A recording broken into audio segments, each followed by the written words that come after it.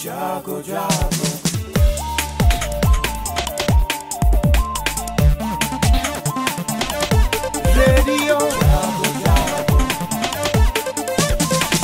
Radio जागो 90.4 FM।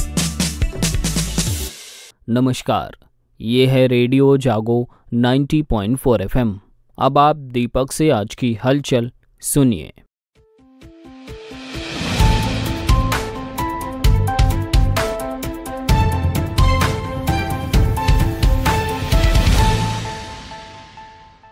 केंद्र सरकार ने ऐलान किया है कि 22 जनवरी को अयोध्या स्थित राम जन्मभूमि मंदिर में रामलला की प्राण प्रतिष्ठा के समारोह के मद्देनज़र देश भर में उसके विभागों और संस्थानों के सभी दफ्तर दोपहर 2:30 से बंद रहेंगे।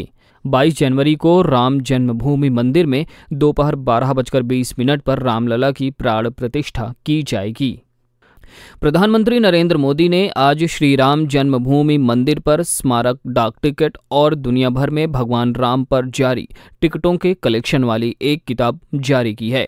किताब में राम मंदिर, सरयू नदी की तस्वीरें आदि हैं। प्रधानमंत्री ने कहा कि पोस्टल स्टैंप इतिहास और ऐतिहासिक अवसरों को अगली पीढ़ी तक पहुंचाने का माध्यम होते हैं। विकसित भारत संकल्प यात्रा का शुभारंभ उच्च शिक्षा राज्य मंत्री रजनी तिवारी ने करते हुए सरकार की जन कल्याणकारी योजनाओं के बारे में लोगों को बताया। विकासखंड हरपालपुर के गांव करकच मऊ में विधायक माधवेंद्र प्रताप सिंह रानू ने यात्रा का शुभारंभ किया। हरियाणा के गांव कठेठिया व कठिगरा में सांसद जयप्रकाश ने यात्रा में सहभागिता की। कोथावा के गांव आदमपुर में सांसद अशोक रावत ने और बेहंदर के गांव अकबरपुर तालू व कौड़ी में विधायक रामपाल वर्मा ने यात्रा का शुभारंभ किया।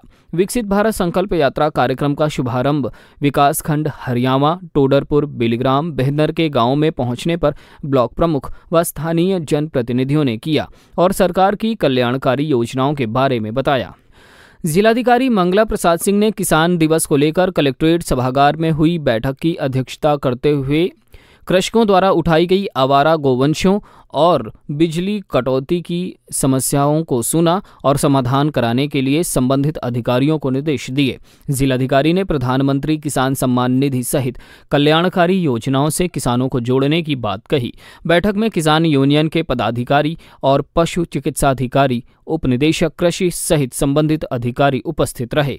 आवारा गोवंशों से किसानों की फसलों और लोगों की सुरक्षा को लेकर शासन प्रशासन की ओर से जानवरों को पकड़कर गौशालाओं में रखने के निर्देश दिए जा रहे हैं, पर किसान आवारा गोवंशों से परेशान हैं। सुनते हैं पंचनद कटरी के गांव बरान के सुनील कुमार को। मैं सुनील कुमार बरान। गाय की स्थिति बहुत खराब है। बगैर खेत में रहे का मतलब कोई फसल नहीं हो सकती। वो गौशालाएं बनी है, वहाँ पे नहीं बांधी जा रही, बंद करी जा रही? नहीं, कोई नहीं। गौशाला में कुछ नहीं, न कोई एहन सुनवाई है। गाय हमारे आदमी दोनों परेशान है कि रात में या पूरी रात आदमी टार्च लगा के लाठी लेके खेत में।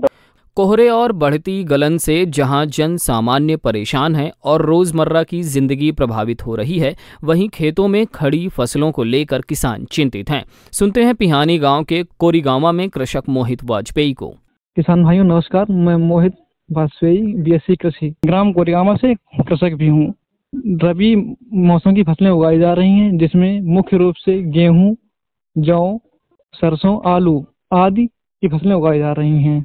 इसमें पाला और कोहरा की जो समस्या है, इससे हमारी फसलों में जो उपस्थित पत्तियों में जो जल होता है, पानी, वो अधिक पाला के कारण जम जाता है और जिससे उसका जो होता है घनत्व तो बढ़ जाता है। बाद में ये जो लिक्विड में आता है पानी पिघलता है और उससे जो कोशिकाएं होती हैं फट जाती हैं और बाद में इससे पत्तियां पीली पड़ के सूख जाती हैं। और साथ ही जो आलू की फसल है, इसमें मुख्य रूप से पाला और कोहरा की समस्या देखी जाती है। इसमें अल्टरनेरिया सोलेनाई जैसे अगेती और पछती झुलसा होते हैं, जिससे पूरी फसल की पत्तियां जो हैं आलू की झुलस के नष्ट हो जाती हैं। धन्यवाद। कोहरे और गलन से फसलों को बचाने के लिए सुनते हैं कृषि विज्ञान केंद्र हरदोई के वैज्ञानिक को। कृषि विज्ञान केंद्र हरदोई प्रथम से मैं डॉक्टर CPN गौतम, उनको गंभीर बीमारी की चपेट में आ जाते हैं, इस बात की सावधानी जरूर बरतें। इसके अलावा जो किसान भाई प्याज की खेती के लिए नर्सरी डाल रखा है प्याज का, तो ये किसान भाई इस मौसम में अपने प्याज की नर्सरी को किसी पराली से उसको ढक दें या काली मोटी पॉलीथीन से उसको ढक दे और जब सूरज की रोशनी दिखाई दे उस दौरान उसको हटा के अलग कर लें। इस प्रकार से पाले से अपने प्याज की फसल को आप बचा सकते हैं। धन्यवाद। हरदोई जनपद के थाना पाली पुलिस टीम द्वारा ऑपरेशन त्रिनेत्र के तहत थाना पाली क्षेत्र में हुई 3 चोरी की घटनाओं का खुलासा करते हुए 4 व्यक्तियों को गिरफ्तार कर उनके कब्जे से चोरी के mobile phone, charger, data cable व मोबाइल उपकरण, जेवर सहित 2 अवैध शस्त्र व कारतूस बरामद किए गए। इस प्रकरण पर सुनते हैं पुलिस अधीक्षक केशव चंद्र गोस्वामी को। कस्बा पाली में 15/16 जनवरी की रात में मोबाइल की शॉप में और बगल में चाय की गुमटी में चोरी की घटना हुई थी, जिसको लेकर हमारी पुलिस टीम सक्रिय थी और निरंतर की चेकिंग भी चल रही थी। तो हमारे थानाध्यक्ष पाली अरविंद राय की टीम ने निजामपुर पुलिया के पास चेकिंग कर रहे थे, तभी 4 लोग आते दिखाई पड़े, जिनको पकड़ा गया। गहनता से पूछताछ किया गया तो इनके पास से तमंचे मिले और पूछताछ पर फिर चोरी की घटना इन्होंने कबूल किया और इनके पास से जो चोरी गए 51 मोबाइल और उनके चार्जर और सामान तथा जो चाय की गुमटी से चोरी किया था इन्होंने, वो सब पतीली और केतली सारी चीज़ें बरामद हुई। इसके अलावा पिछले वर्ष एक चोरी हुई थी मलकापुर गांव में, वहां उस घटना को भी इन्होंने स्वीकार किया और उससे संबंधित जो माल था, पायल और अन्य जेवरात।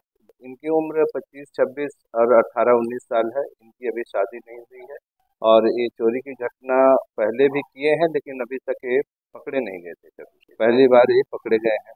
ये लगभग 5 से 6 लाख रुपए तक की कीमत और सामान जेवर मिला के सारी चीजें बरामद की गई। इनको न्यायालय के सामने प्रस्तुत किया जाए।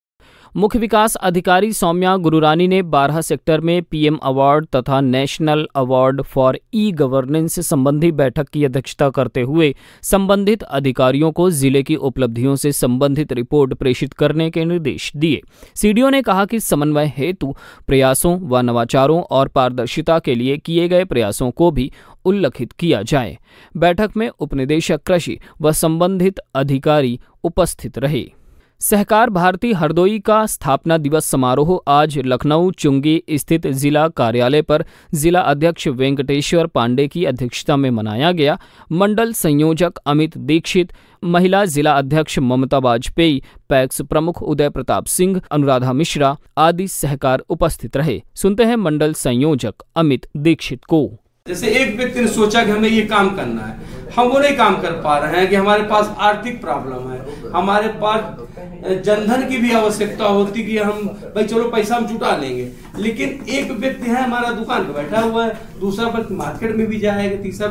तो अगर हमारे पास जनशक्ति होगी तो उससे भी काम बनता है। तो ये होता है कि कोऑपरेटिव में हम लोग 2 लोग, 4 लोग, 6 लोग, 10 लोग एक साथ मिले, एक अपनी समिति का निर्माण करें, सभी लोग अपना अपना अंशदान डालें जिसकी जैसी क्षमता है। किसी की 10 रुपए लगाने की क्षमता, 10% हिस्सेदारी होगी, किसी की 100 रुपए लगाने जाए, उस हिसाब से उसके शेयर बढ़ जाते हैं और सारे लोग मिलकर अगर एक बड़ी पूंजी इकट्ठी करते हैं तो उस बड़ी पूंजी से हम एक व्यापार को खड़ा कर सकते हैं और उस व्यापार के माध्यम से हम खुद को प्लस हमारे साथ जुड़ने वाले, जैसे हमने एक समिति बनाई, 11 लोग जुड़े तो हमारे 11 परिवार, 11 लोग मजबूत हो रहे हैं। फिर जो व्यापार दे रहे हैं, जो काम करने निकले हैं, जैसे कि कोई छोटा सा काम फैक्ट्री डाल दी, उसमें 100 वर्कर लगे तो 100 वर्करों को काम दे रहे हैं।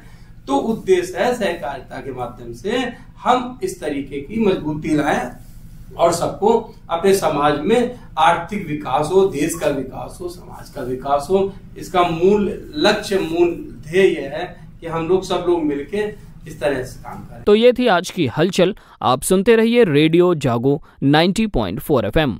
धन्यवाद।